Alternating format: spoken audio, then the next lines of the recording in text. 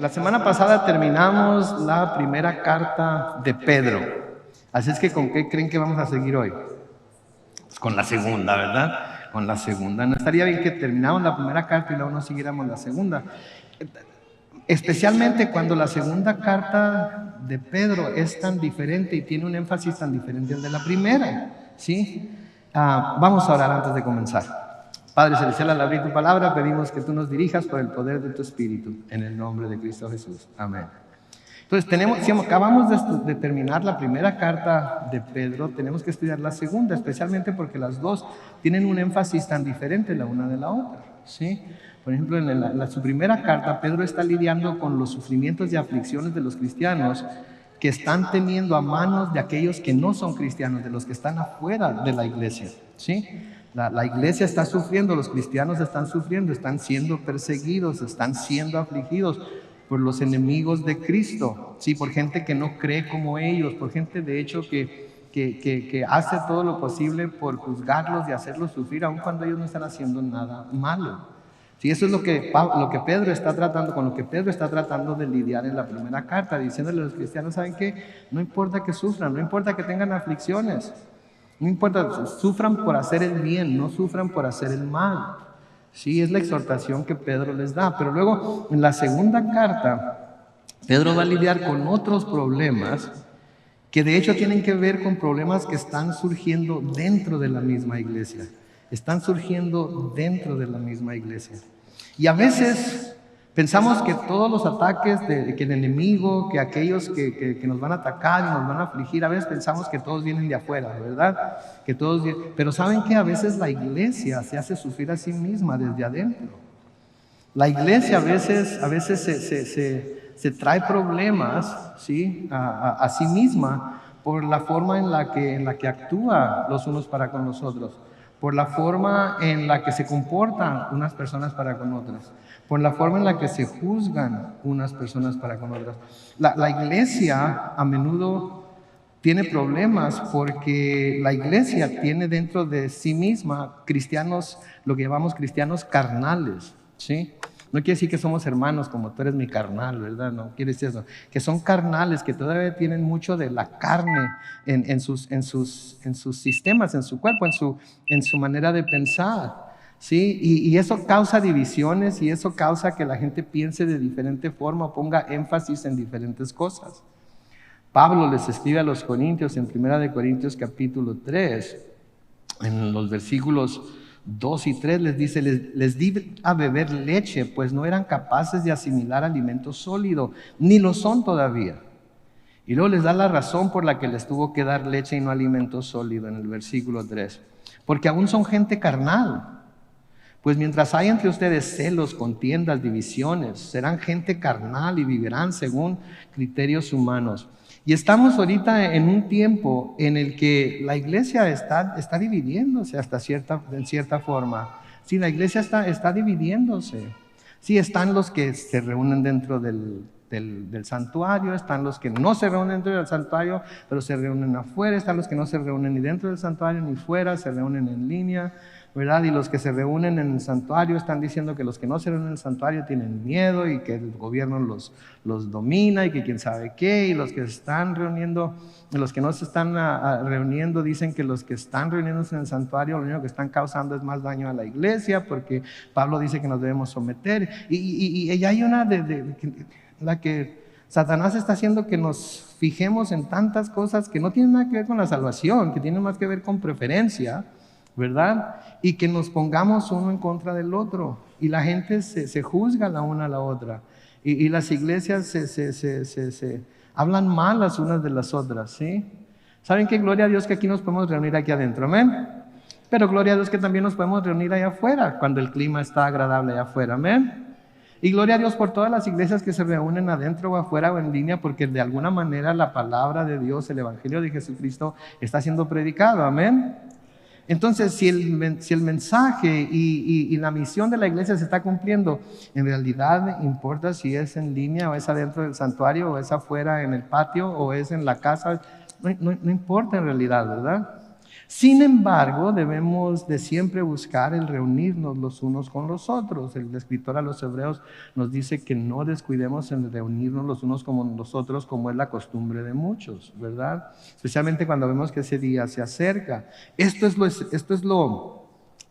ideal, esto es lo esencial. Necesitamos la comunión los unos con los otros. Entonces muchas veces los problemas que la iglesia tiene que lidiar a veces vienen de la iglesia misma, y esto es en lo que Pedro va a poner su énfasis aquí. Pedro escribe esta carta para advertirles a los creyentes acerca de los falsos maestros, sí, que van a estar tratando de introducir doctrinas falsas y destructivas a la iglesia. Falsos maestros que van a estar tratando de introducir doctrinas falsas y destructivas a la iglesia. Miren ahí en segunda de Pedro, en el capítulo 2 y en el versículo 1. Sí, dice, entre el pueblo hubo también falsos profetas, como también habrá entre ustedes falsos maestros que con disimulo, introducirán herejías destructivas y hasta llegarán a negar al Señor que los rescató, con lo que atraerán sobre sí mismos súbita destrucción. Entonces Pedro les está advirtiendo, miren, va a haber falsos profetas, va a haber falsos maestros y van a estar entre ustedes y van a tratar de introducir herejías destructivas y van a llegar hasta negar al Señor que los rescató, hablando del Señor Jesucristo, y por ello van a recibir en sí mismos una súbita destrucción. Entonces en la misma iglesia va a haber este tipo de personas. Los pastores y ancianos de la iglesia debemos estar siempre cuidando de que gente a veces bien intencionada venga con una diferente ola de doctrina, venga con una diferente enseñanza, porque sucede que todos tenemos acceso al internet, todos tenemos acceso a Facebook, a YouTube y todo eso. Y a mí constantemente me están enviando, pastor, ya miro este video, pastor, ya escuchó a este maestro, pastor, ya escuchó a este apóstol, pastor, ya escuchó a este pastor, etcétera, etcétera. Y luego veo la lista de videos que tienen y nada más con ver el título, algunos, ay Dios, me dan ganas de decirle a los hermanos, y a veces les digo, hermanos, ¿qué están haciendo viendo ese tipo de videos? ¿Que no se dan cuenta de las enseñanzas que están presentando, que son completamente contrarias a lo que la palabra de Dios dice? ¿Qué es lo que están haciendo? A mi mamá constantemente, y no le vayan a decir, ¿ok? Pero a mi mamá constantemente le estoy diciendo, porque ella me dice que ella ve el canal Enlace y escucha algunos de los predicadores ahí, ¿verdad? Y le digo, mamá, ten cuidado, ¿verdad? No veas ese canal. No, pero es que hay muy buenos maestros. Hay muy buenos maestros, pero hay muchos falsos maestros también. Hay maestros que enseñan puras herejías.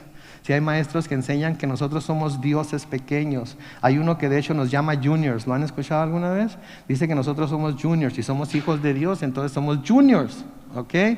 Y esa es una estupidez. Okay, Dios nomás tiene un hijo que pudiéramos considerar de alguna manera su junior, y ni siquiera Él es su junior, Él es Dios, igual que el Padre, que es Jesucristo. Sí, entonces son herejías el decir que nosotros somos dioses pequeños. Sí, hay otros programas que dicen que pongan su mano sobre la televisión y que manden su siembra y que esto y que el otro y que lo demás, y si lo hacen entonces van a recibir tal o cual milagro y etcétera, etcétera. Todas esas cosas, digo, ¿alguna vez vieron que Jesús pidiera algo a cambio de la sanidad que ofreció a las personas? ¿Alguna vez vieron que los discípulos y luego apóstoles pidieran algo a cambio de la sanidad que ofrecieron y dieron a las personas? De hecho, no lo vemos en ningún lado. No lo vemos en ningún lado. Entonces tenemos que tener mucho cuidado, porque estas personas son pseudo apóstoles, pseudo maestros, pseudo pastores, que lo único que quieren hacer es introducir doctrinas, ¿sí?, falsas y destructivas a la iglesia, ¿sí? Comienza Pedro exhortándoles a tener cuidado de sus vidas personales, ¿sí? Nosotros como cristianos debemos de cuidar nuestra vida, debemos tener cuidado de nuestras vidas, ¿sí? La vida cristiana demanda que seamos diligentes, ¿sí? Que seamos diligentes en perseguir la excelencia moral, ¿sí? En perseguir el conocimiento, ¿sí? El conocimiento, en perseguir el dominio propio, en buscar tener perseverancia en nuestra fe, en practicar la piedad, el amor fraternal y a tener un amor altruista, que significa que es un amor que se preocupa por los demás antes de preocuparse por mí. ¿Sí? Esas son cosas que somos llamados a hacer, ¿sí?, a través de las Escrituras, a los que somos cristianos, a los que somos seguidores de Jesucristo. Y Pedro los exhorta precisamente a que hagan estas cosas. Noten ahí en 2 de Pedro capítulo 1, los versículos 10 y 11. Noten que dice: por eso, hermanos, procuren fortalecer su llamado y elección. Si hacen esto, jamás caerán. De esta manera se les abrirán de par en par las puertas del reino eterno de nuestro Señor y Salvador Jesucristo. Entonces está llamando a cierta, no necesariamente conducta o comportamiento, nos está llamando a hacer ciertas cosas que nos van a ayudar a fortalecer nuestro llamado y nuestra elección. Hacer ciertas cosas que son señales de que en realidad hemos sido llamados por el Señor Jesucristo por medio de su Espíritu y de que en realidad hemos sido elegidos por Él. ¿Sí? Entonces los está llamando a que busquen este tipo de vida, ¿sí? Porque la vida cristiana esto demanda. En todas las cartas que leemos de Pablo, de Pedro, de Juan, todos constantemente nos están exhortando a que crezcamos en el Señor, a que no seamos niños, a que no nos quedemos como niños, sino que crezcamos y lleguemos al punto en el cual podemos de hecho comer la carne de la doctrina cristiana y dejemos de tomar nada más la leche, ¿verdad?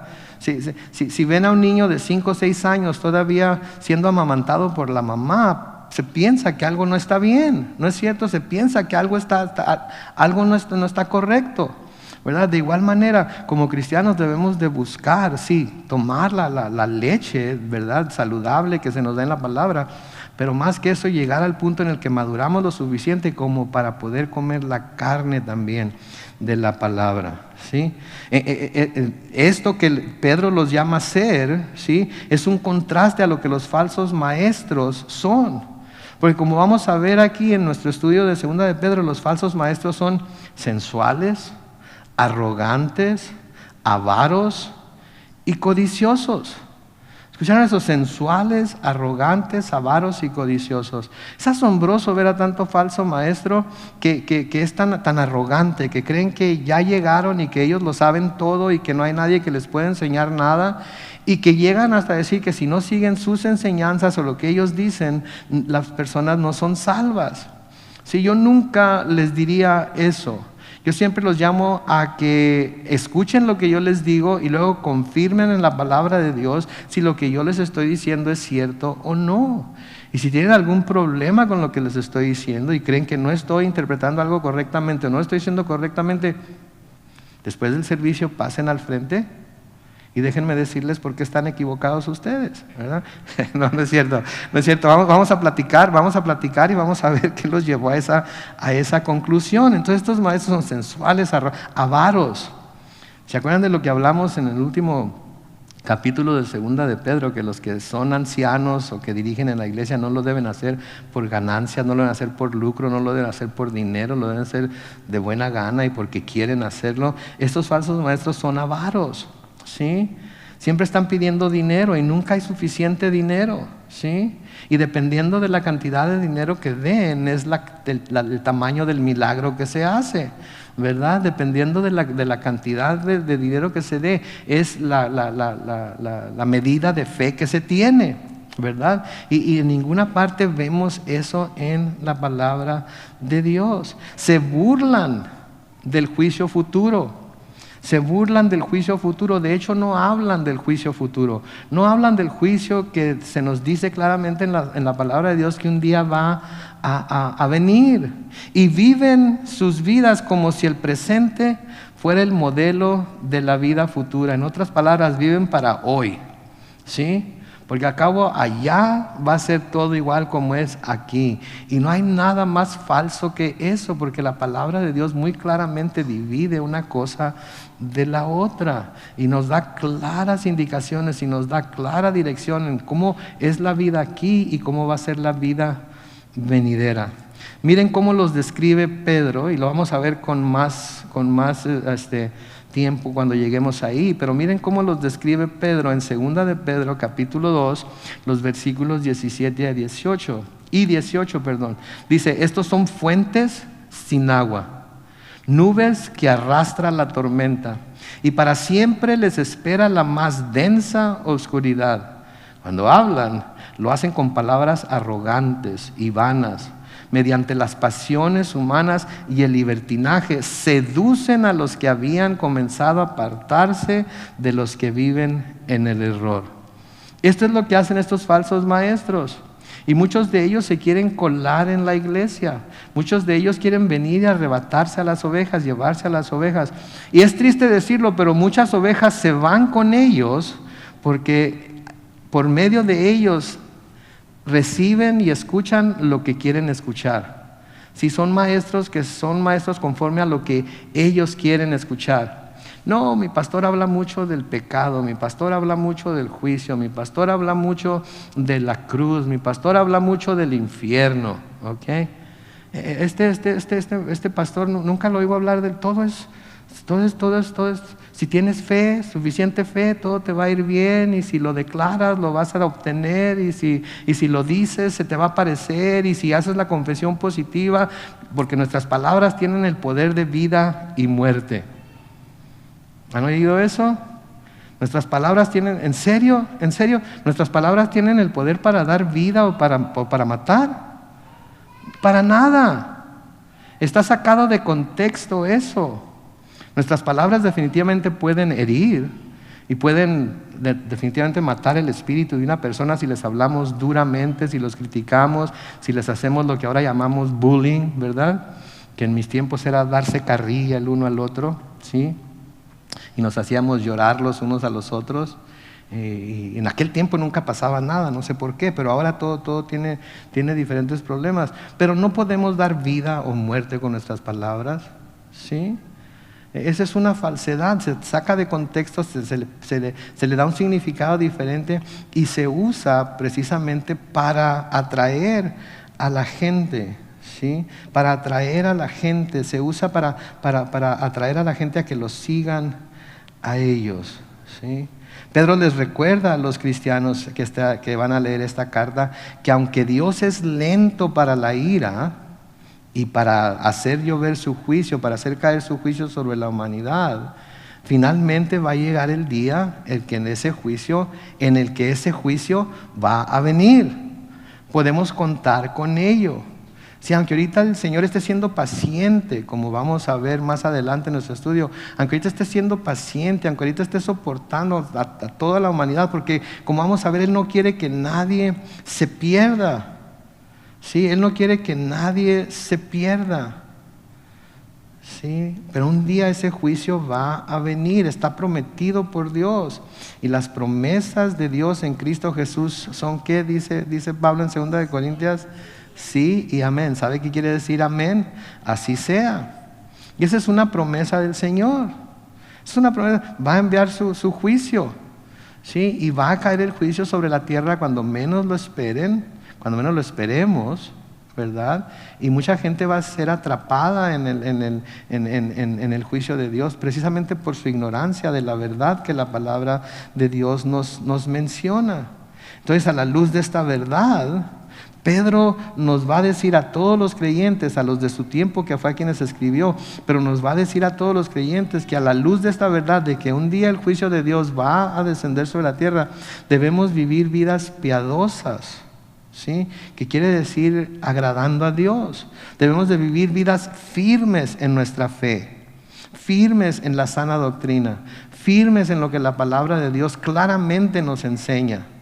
El otro día miré un comentario que se hizo en uno de los videos que tengo en YouTube, en donde hablé acerca de que mucha gente busca simbolismos en todo lo que ve en las Escrituras. Todo lo que ve en las Escrituras es un símbolo de algo u otra cosa.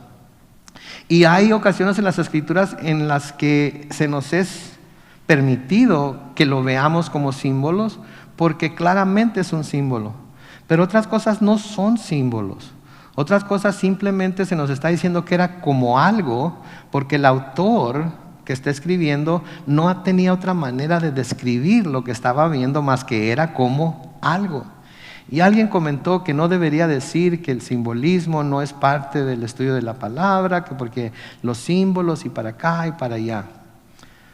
Estoy de acuerdo, hay cosas que son símbolos, ¿verdad? El pan, cuando celebramos la comunión, es símbolo del cuerpo de Cristo. ¿Sí? El jugo es símbolo de la sangre de Cristo. Pero no todo es simbolismo. Y cuando todo lo queremos hacer un símbolo, a todo le encontramos símbolo. Entonces, cuando la palabra de Dios nos llama a ser literales en lo que nos está presentando, debemos ser literales en lo que se nos está presentando.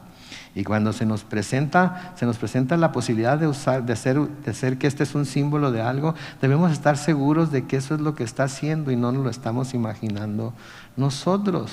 ¿Sí? Entonces, Pedro les recuerda, ese juicio de Dios un día va a llegar, y a la luz de la verdad, o a la luz de esa verdad, como creyentes debemos vivir vidas piadosas, firmes y resueltas, ¿sí? Para Dios.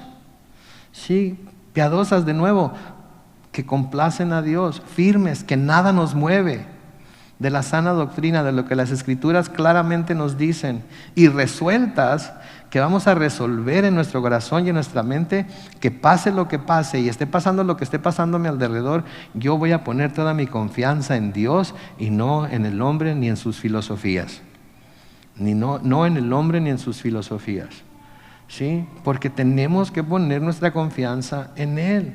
¿Sí? Segunda de Pedro 3, los versículos 9 al 11, noten lo que escribe Pedro ahí.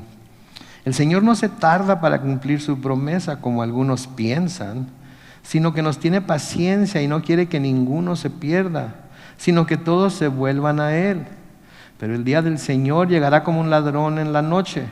Ese día los cielos desaparecerán en medio de un gran estruendo, y los elementos arderán y serán reducidos a cenizas, y la tierra y todo lo que en ella se ha hecho será quemado. Puesto que todo será deshecho, ustedes deben vivir una vida santa y dedicada a Dios. ¿Sí? Esa es la exhortación de Pedro. Nos está recordando que el Señor no se ha atrasado, no ha retrasado su promesa porque no la vaya a cumplir, sino que está teniendo paciencia porque no quiere que ninguno se pierda. Nadie. ¿Sí? La muerte de Jesucristo en la cruz es suficiente para salvar a toda persona que jamás haya vivido en la tierra. ¿Sí?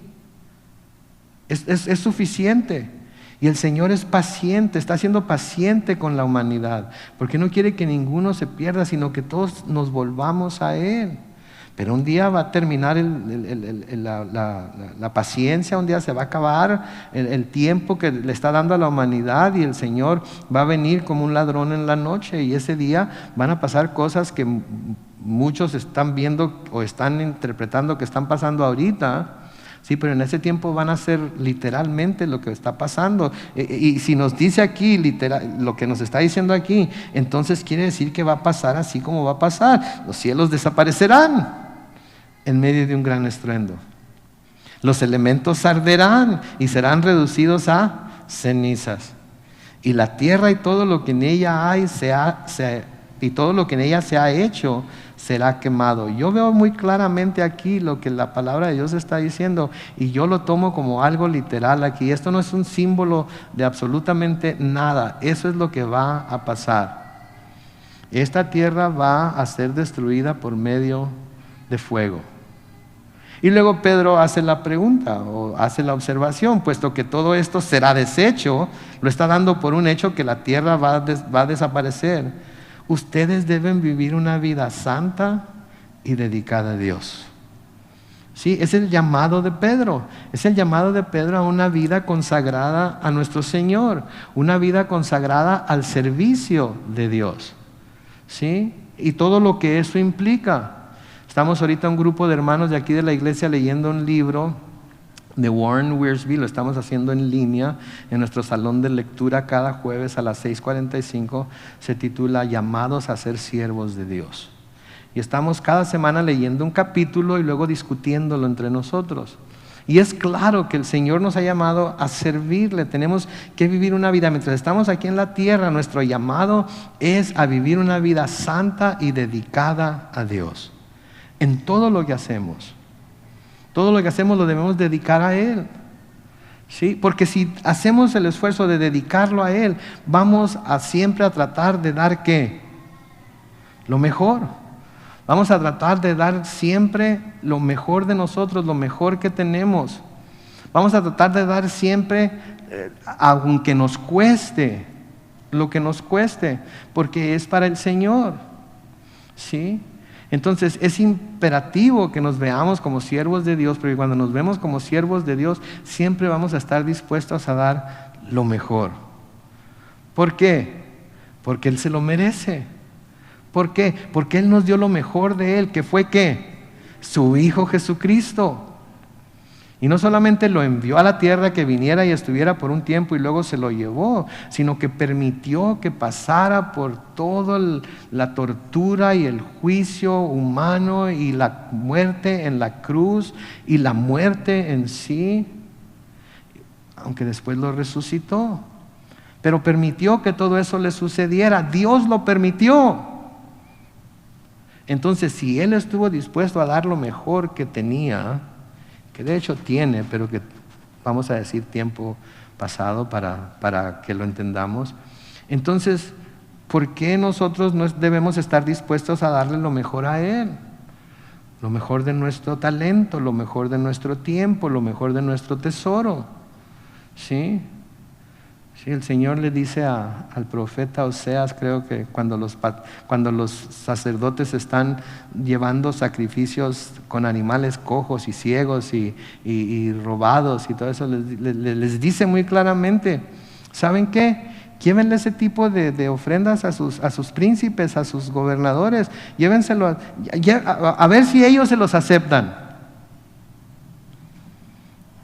Y pues obviamente que no lo iban a hacer porque pues el gobernador o el príncipe está listo para, si no le gusta lo que le está dando, inmediatamente le da cuello, ¿verdad?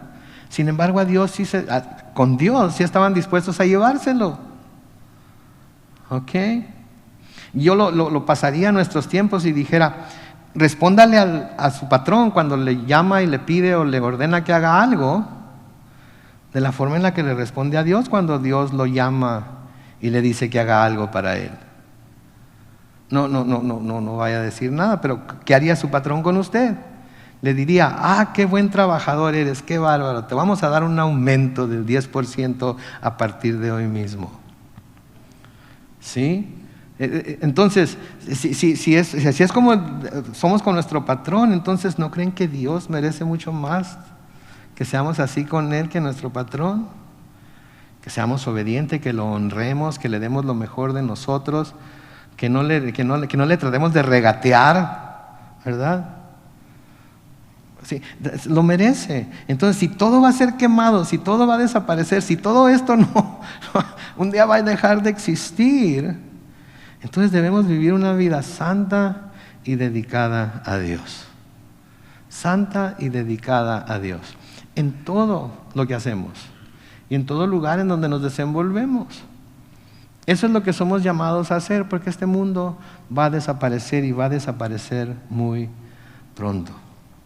Ahora, eso es lo que vamos a ver y lo vamos a ver con más detalle cuando lleguemos a ello. Pero hoy quiero que veamos los primeros 2 versículos del primer capítulo de Segunda de Pedro, porque creo que tienen una enseñanza que va junto con lo que les estoy diciendo ahorita. Noten lo que dice Pedro aquí en Segunda de Pedro, capítulo 1, el versículo 1.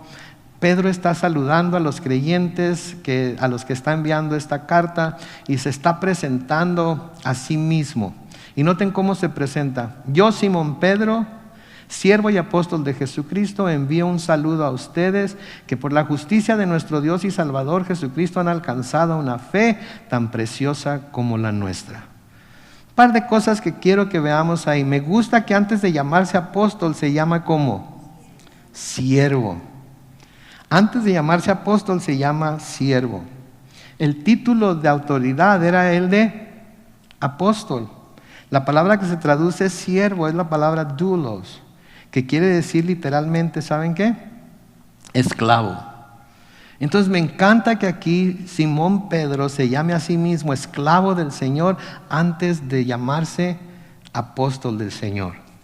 Porque creo que este es un ejemplo para nosotros, porque debemos recordar que no importa qué sea lo que hacemos o los títulos que tengamos, al final de cuentas como cristianos debemos vernos siempre como siervos de Jesucristo. ¿Sí? Supongo que me pudieran decir reverendo, o pastor, u obispo, o qué sé yo, tantos otros títulos que el hombre le ha puesto a los que por la gracia de Dios estamos predicando la palabra, ¿verdad? Profeta, qué sé yo. Pero antes de todo eso, somos siervos de Dios. Somos siervos de Dios. Estamos para servirle a Él. Estamos para hacer lo que Él nos diga. Somos sus esclavos y somos esclavos voluntarios de Él. Porque nosotros mismos hemos decidido que lo vamos a aceptar como nuestro Señor.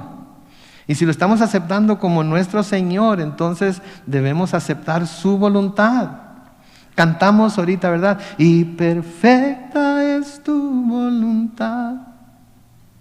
Perfecta es tu voluntad. Lo cantamos, ¿no? ¿Creemos que la voluntad de Dios es perfecta para nosotros? Entonces cuando Él nos diga algo, cuando nos llame a hacer algo, cuando nos llame a servirle de alguna forma, ¿qué vamos a hacer? Porque sabemos que su voluntad es perfecta. ¡Qué bárbaro! En inglés y en español lo dijeron. Obedecer por acá, do it por allá. Entonces, let's get it done. ¿Sí? ¿Por qué nos está llamando a hacerlo? Y si su voluntad es perfecta y lo creemos, lo vamos a hacer. ¿Sí? Entonces, antes de todo lo que somos, antes de todos los títulos que nos puedan poner, antes de todos lo que nos podamos llamar por lo que en lo que trabajamos, etcétera, etcétera, al final de cuentas debemos vernos como siervos de Jesucristo.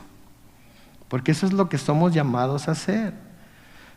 El Señor Jesucristo en Juan capítulo 12, versículos 25 y 26 nos dice: al que ama su vida la perderá, pero el que aborrece su vida en este mundo la guardará para vida eterna. Si alguno me sirve, sígame. Donde yo esté, ahí también estará mi apóstol. Allí también estará mi obispo. Ahí también estará mi pastor. ¿Saben lo que dice? Ahí también estará mi servidor. ¿Sí? Si alguno me sirve, sígame. Donde yo esté, allí también estará mi servidor. Si alguno me sirve, mi Padre lo honrará. ¿Ok? ¿Queremos que el Señor nos honre? Entonces debemos servir a nuestro Señor Jesucristo. Sí, debemos servirle, debemos ser sus siervos. En 1 Corintios capítulo 7, versículos 22 y 23, el apóstol Pablo escribe esto: porque el que era esclavo cuando el Señor lo llamó es libre en el Señor. Del mismo modo, el que era libre cuando el Señor lo llamó es esclavo de Cristo. Ustedes han sido comprados por un precio, por lo tanto, no se hagan esclavos de los hombres. Ya no somos esclavos de los hombres, ya no somos esclavos de este mundo, ahora somos esclavos de Cristo, porque Él, escuchen esto, Él pagó nuestro precio.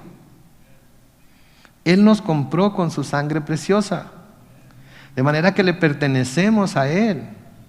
Y el Señor puede hacer ¿qué con sus esclavos? Lo que Él quiera. Lo que Él quiera. Entonces, si yo soy comprado por la sangre de Cristo, soy de Él, ya no soy mío.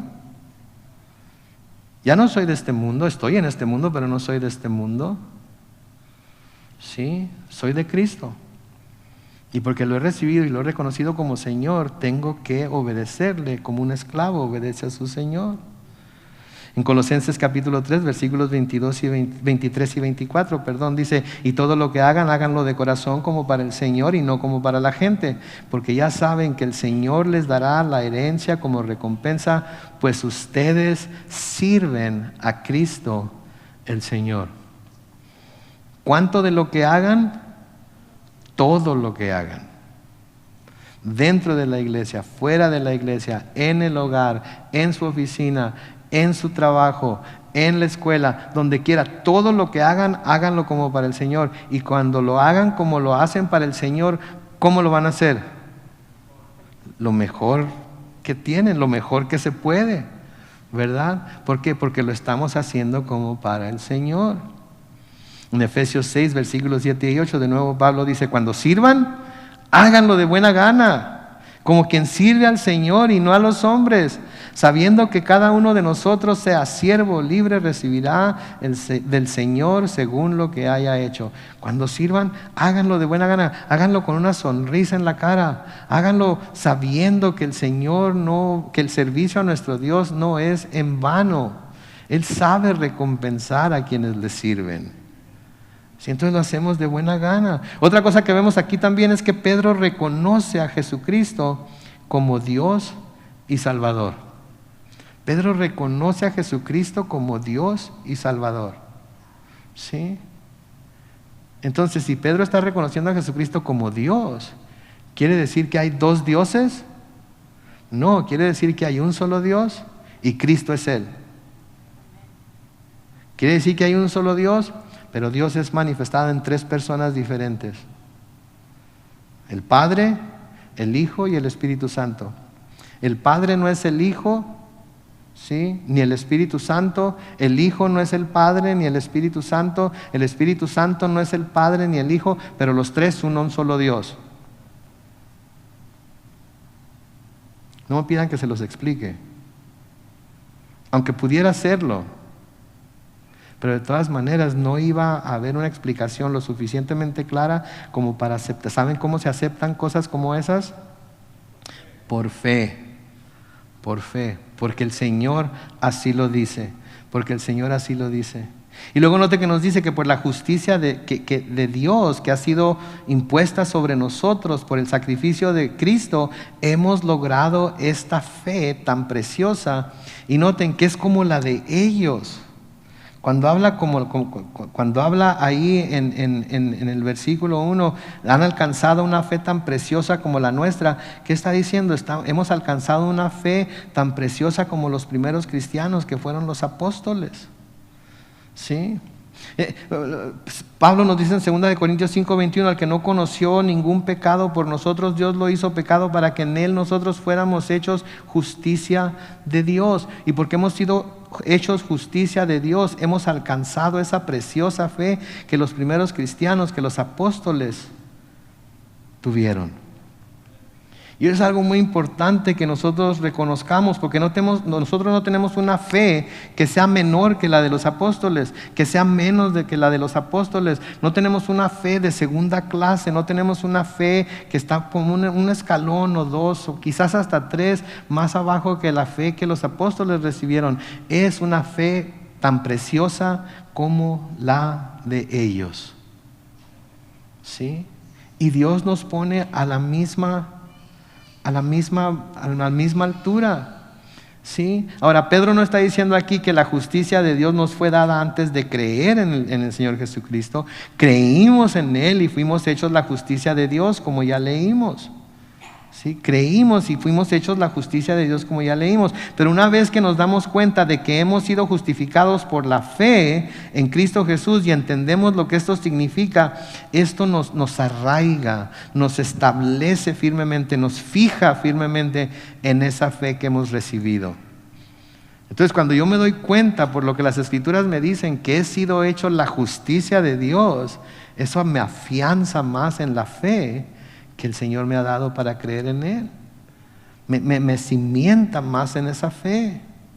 Por eso Pablo les dice a los colosenses en Colosenses 2, 6 y 7, por tanto vivan en el Señor Jesucristo de la manera que lo recibieron, arraigados y sobreedificados en Él, confirmados en la fe y rebosantes de acciones de gracias, que es como fueron enseñados. Sí, porque hemos sido justificados por la fe. Amén. Ahora que hemos sido justificados por la fe, ahora en esa misma fe vivimos arraigados en el Señor Jesucristo. ¿sí? Él es nuestro cimiento, Él es nuestro fundamento. No hay otro fundamento que nadie más pueda poner.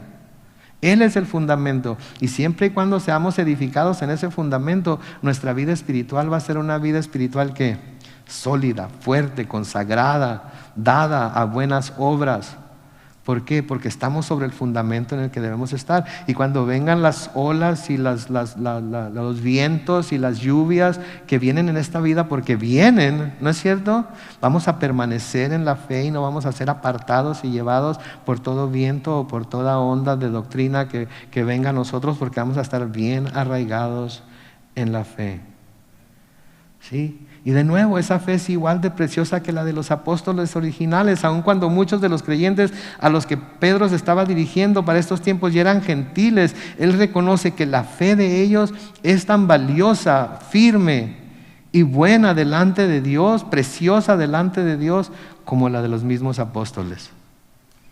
¿Sí? Yo no sé ustedes, pero si soy honesto, yo a veces he pensado, qué bárbaro, si hubiera vivido en el tiempo de los apóstoles, si hubiera vivido en aquellos tiempos, si hubiera vivido cuando el Señor Jesucristo anduvo caminando sobre la tierra, si hubiera visto los milagros, si hubiera escuchado sus enseñanzas, quizás mi fe fuera más fuerte de lo que es, quizás mi fe estuviera más arraigada que lo que está. La palabra de Dios nos dice que la fe que ahora podemos poner en nuestro Señor Jesucristo es tan preciosa como la fe que Pedro puso en Él cuando creyó en Él. No es menos, no es de menos valor, no porque vivimos 2000 años después, no es menos poderosa, no salva a un grado menor que el que los salvó a ellos, es igual a la fe de ellos. ¿Sí? Solo porque nosotros no anduvimos con Jesús en la forma en la que los apóstoles lo hicieron, no quiere decir que nuestra fe es de alguna manera menos preciosa que la de ellos. Si el Señor Jesucristo, cuando oró por sus discípulos en Juan 17, le dice al Padre, pero no ruego solamente por estos, sino también por los que han de creer en mí por la palabra de ellos, para que todos, tanto estos, los discípulos que estaban con Él ahorita, ¿sí? Tanto estos, ¿sí? Para que todos sean uno, como tú, Padre, y yo somos, como tú. Déjenme otra vez. Pero no ruego solamente por eso, sino también por los que han de creer en mí por la palabra de ellos, para que todos sean uno, como tú, oh Padre, en mí y yo en ti, que también ellos sean uno en nosotros, para que el mundo crea que tú me enviaste. Entonces, tanto ellos como nosotros somos uno en Cristo. Amén. Luego el versículo 2 rápidamente aquí dice, noten, que la gracia y la paz les sean multiplicadas por medio del conocimiento de Dios y de nuestro Señor Jesús. Noten, gracia y paz, una sigue a la otra. Si no se conoce la gracia de Dios, no se puede tener paz con Dios, porque sin gracia todo se basa en lo que nosotros hagamos o dejemos de hacer.